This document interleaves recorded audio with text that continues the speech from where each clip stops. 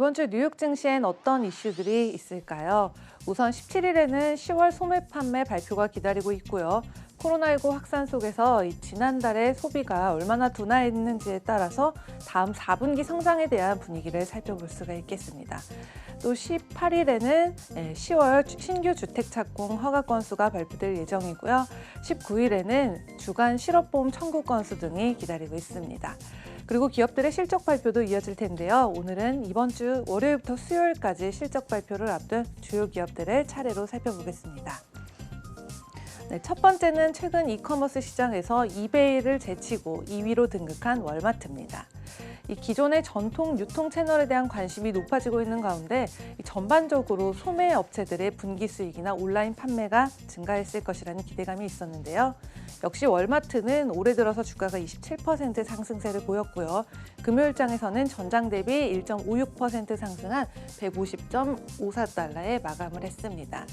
그런데 월마트는 올해 5월에서 7월 2분기에 특히 전자상거래가 전년 동기 대비 97% 늘어나면서 31년 만에 가장 큰 성과를 거뒀는데요. 이러한 성장세에 대해서 더그 맥밀런 CEO는 정부의 경기 부양책과 실업수당을 호조의 요인으로 꼽았고요. 또 소비자들이 주로 이 정부 지원금을 장을 보는 데 썼을 거라면서 특히 연휴 기간이 다가오면서 이 계층 간의 양극화가 심해지고 있다고 지적한 바가 있습니다. 그리고 다음 실적 발표는 17일에 발표될 예정인데요. 컨센서스는 1,320억 8천만 달러, 그리고 주당 순이익은 1.18달러를 예상하고 있습니다. 또 현재 35명 중에서 27명이 월마트에 대한 매수 의견 보이고 있습니다. 네, 다음은 코로나19 수혜주에서 절대로 빠뜨릴 수 없는 기업이죠. 홈디포인데요. 이 홈디포는 외부 활동이 크게 줄어들고 또 인테리어에 대한 관심이 늘어난 데다가 주택을 구매하는 대신에 개량해서 선택하는 사람들이 늘어나면서 수요가 상당히 높아졌습니다.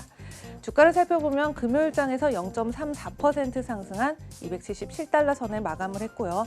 3월 저점 이후에 80% 이상 상승세를 보였습니다. 하지만 이 석 달 동안에 비용이 똑같이 상승을 하면서 회사의 마진을 훼손시키기도 했는데요. 실제로 이 판매나 관리 비용은 2분기에 26% 증가했던 만큼 모건 스탠리는 이에 대해서 예상보다 훨씬 많은 비용을 지출하고 있다는 지적이 이어졌습니다. 그리고 17일 화요일에는 3분기 실적 발표할 예정인데요. 우선 지난 8월 홈디포의 매출과 순이익은 각각 23.4%, 또 25% 증가를 했었고요.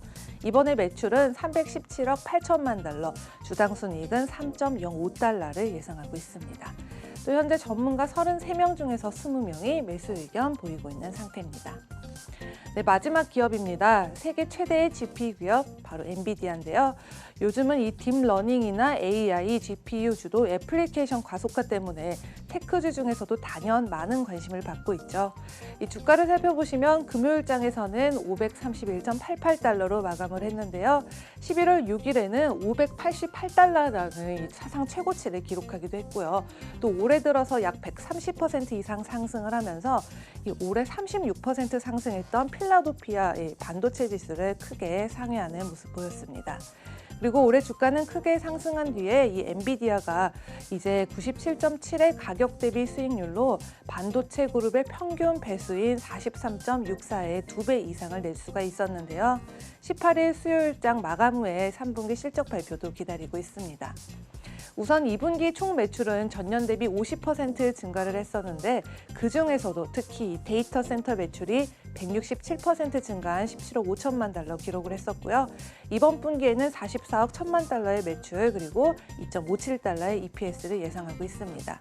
그리고 분석가 36명 중에 29명이 매수 의견 보이고 있는 상황입니다. 지금까지 글로벌 금융시장 신쿵 브리핑 펄스였습니다.